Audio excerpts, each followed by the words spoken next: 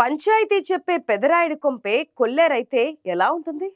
Congress party పరిస్థితి కొన్ని జిల్లాల్లో అలాగే ఉంది. అగ్రనాయకత్వం చెప్పింది ఈ చెవితో విని ఆ చెవితో వదిలేస్తున్నారు. గాంధీ భవన్ కు పిలిచి క్లాస్ తీసుకున్న ఆ నాయకుడిలో ఎందుకు మార్పు రాలేదు? ఇద్దరు నేతల మధ్య కులగరణ వివాదం చివరికి అట్రాసిటీ కేసు దాకా పోయిందా? చెప్పినా వినని ఆ నాయకుడిపై అధిష్టానం వేటు వేసేదాకా వెళ్తుందా? అసలు ఆసిఫాబాద్ జిల్లా కాంగ్రెస్ లో ఏం జరుగుతోంది?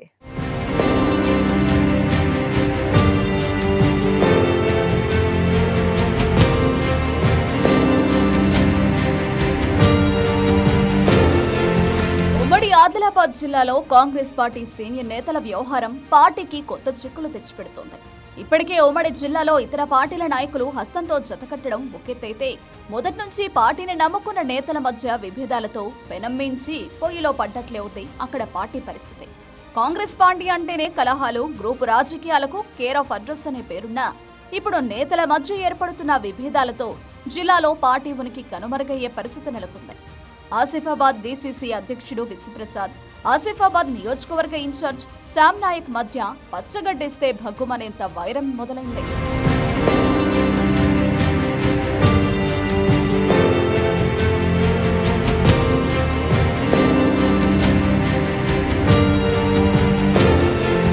ఆసిఫాబాద్ నియోజకవర్గంలో కాంగ్రెస్ అంటే విశ్వప్రసాద్ అంటే కాంగ్రెస్ అనేంతగా పార్టీ కోసం కష్టపడ్డారాయన. తెలంగాణ రాష్ట్ర సాధన తర్వాత 10 ఏళ్ల పాటు ఉమ్మడి జిల్లాలో పార్టీ కనుమరుగయ్యే పరిస్థితుల్లో నాయకులు, కార్యకర్తలకు అండగా నిలిచారు విశ్వప్రసాద్. ఎస్టీ రిజర్వ్డ్ ఆసిఫాబాద్ నియోజకవర్గ టికెట్ ని మొన్నటి ఎన్నికల్లో శ్యామ్ నాయక్ కి ఇవ్వడాన్ని డీసీసీ అధ్యక్షుడు విశ్వప్రసాద్ వ్యతిరేకించారు. మొదటి నుంచి పార్టీ కోసం కష్టపడ్డ మర్చుకోల సరస్వతికి టికెట్ ఇవ్వాలని విశ్వ పట్టుపట్టారు.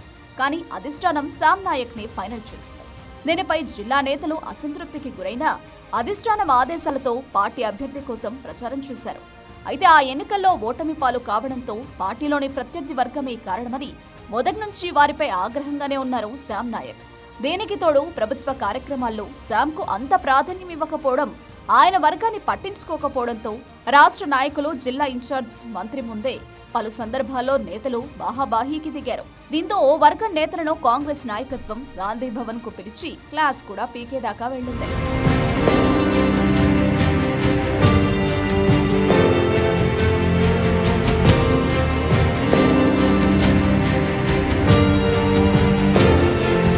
ఆసిఫాబాద్ కాంగ్రెస్ లో అసలే ఇద్దరు నేతల మధ్య సఖ్యత లేక పార్టీ శ్రేణులు సతమతమవుతున్న సమయంలో నవంబర్ 2న జిల్లా కేంద్రంలో నిర్వహించిన కులగణన కార్యక్రమం కొత్త వివాదానికి తెరలేపింది.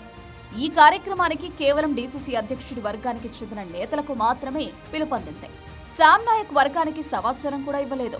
కార్యక్రమం జరుగుతున్న సమయంలో అక్కడికొచ్చిన శ్యామ్ నాయక్ వాగ్వాదానికి దిగడంతో రెండు వర్గాల మధ్య తోపలాట జరిగింది. రోడ్డుపై బైఠాయించి నిరసనకు దిగారు శ్యామ్ నాయక్ వర్గం నేతలు. దీంతో ఒకరిపై ఒకరు పోలీస్ స్టేషన్లో ఫిర్యాదులు చేసుకున్నారు. అయితే తనపై మాత్రమే కేసు నమోదు చేయడంతో శ్యామ్ నాయక్ తీవ్ర సహనాన్ని వ్యక్తం చేశారు. దీంతో డీసీసీ అధ్యక్షుడు విశ్వప్రసాద్ తో పాటు మరో 4గురిపై ఆయన ఏకంగా అట్రాసిటీ కేసు పెట్టడం ఉమ్మడి జిల్లా వ్యాప్తంగా చర్చకు దారితీసింది.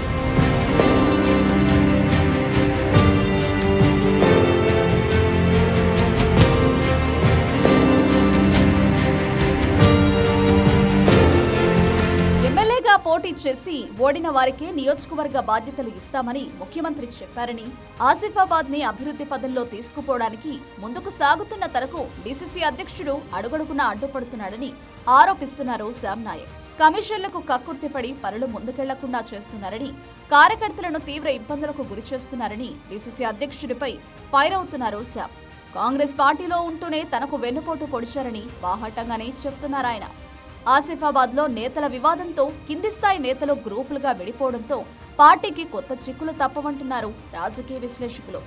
అధిష్టానం జిల్లా నేతలను సమన్వయం చేయకపోతే మాత్రం రానున్న స్థానిక ఎన్నికల్లో అధికార పార్టీకి చేదు అనుభవాలు తప్పేలా లేవు.